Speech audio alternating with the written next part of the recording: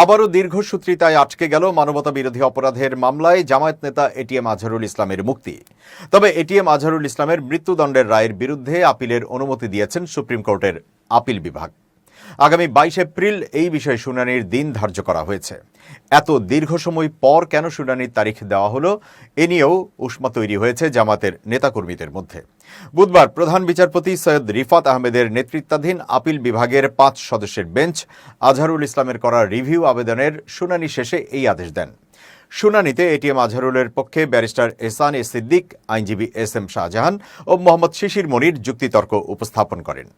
৭১ মানবতাবিরোধী অপরাধে 2014 সালের 30 ডিসেম্বর আন্তর্জাতিক অপরাধ ট্রাইব্যুনাল এটিএম আজহারুল ইসলামকে মৃত্যুদণ্ডের রায় দেন। এই রায় পুনর্বিবেচনা চেয়ে তিনি 2020 সালের 19 জুলাই আপিল বিভাগে আবেদন করেন।